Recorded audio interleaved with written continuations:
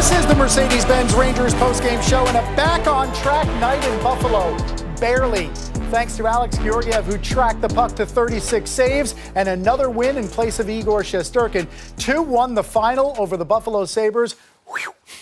From our Delta MSG studios, John Giannone alongside Steve Valiquette. You got the feeling for about 50 minutes of this game that there really was no doubt about the result, but it was very much in doubt to the last whistle. Oh, the one thing I wonder about is just the offside. If Rasmus Dahlin is a first overall pick, and I think it's really a microcosm of the season that Buffalo is having, they don't have the support system of the older guys.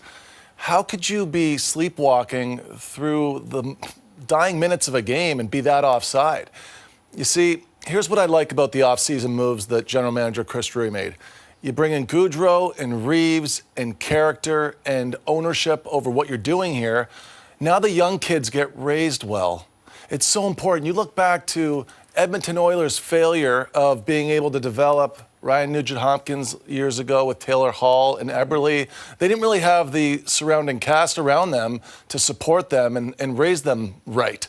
And I wonder if what's not lost on me here is that a young player is wildly offside in a very important moment in the game, and they don't have the support system in Buffalo to have everybody getting that maturity level into their game that shows on the ice. Yeah, and we're going to show you that whole sequence that transpired inside the final minute in a moment. It was a night in which the Rangers got back on track after Wednesday's loss against the Colorado Avalanche at the Garden. Rangers now in first place in the Metropolitan Division. Don't lose sight of that fact at 18-5-3, now 39 points, one better than the Washington Capitals. And it was a night in which in the first period, a guy who has been itching to score, Mika Zibanejad, finally gets on the scoreboard, and when he does, his body language speaks louder than any words could. And he was playing well prior to it, right? He had a few nice shifts. The important thing to notice, though, is Mika Zibanejad is now in the bumper position on the power play rather than being on that left dot, teeing up one-timers. So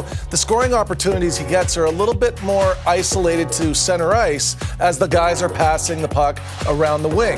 Now, when Panarin gets it on the flank here, he's looking across the ice to Strome while he's looking up ice with deception, and it's forcing everybody to defend. And that's why it goes off the skate of the Buffalo's defender. He's trying to cut that pass.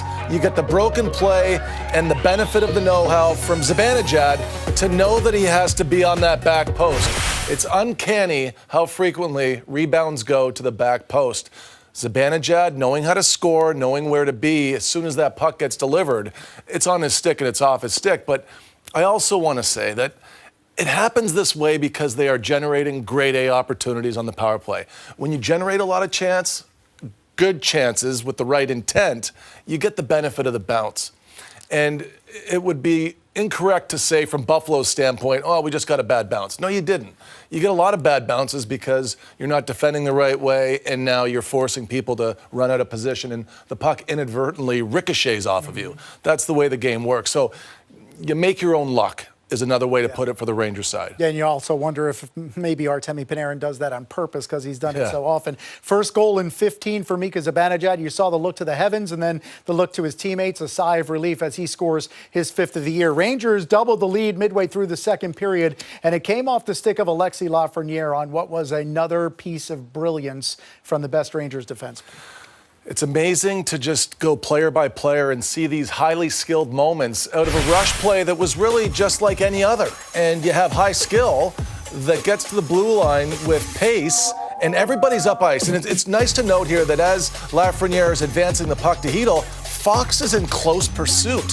So there's no risk at missing this drop pass. And now he's shooting it with pressure going to the net that he recognizes Lafreniere is coming. We're highlighting that back post again.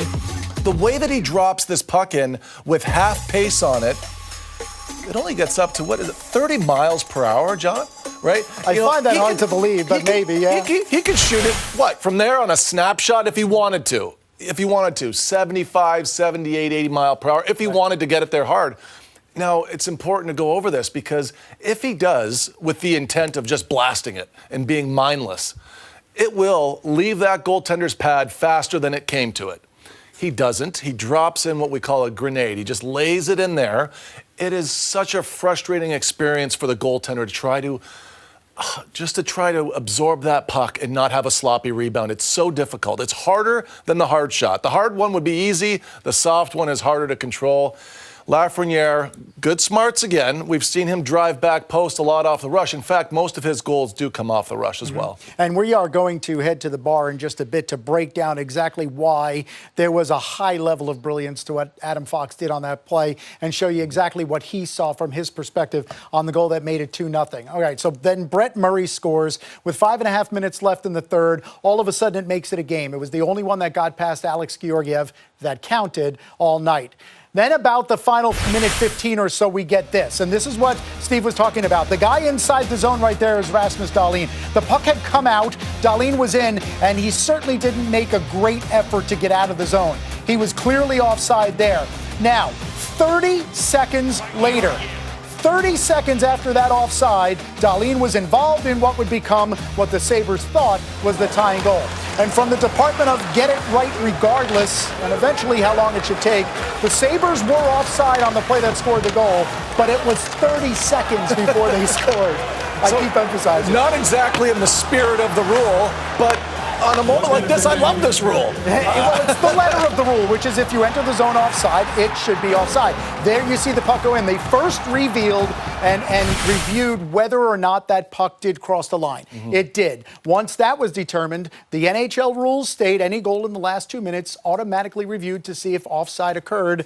They reviewed it. It clearly did occur. They took the goal off the board. The Rangers exhaled loudly and strongly enough to feel it down here, and they eventually won it 2-1. Well, look, if this was happening, if this was the Rangers, let's just flip the script a little bit, and it was 10 years ago, I'm telling you right now, we'd have a hot stove in the hotel room where an older player would grab you by not the throat, but by your collar and just wake up. Are you kidding me? You're offside with a minute and a half to go.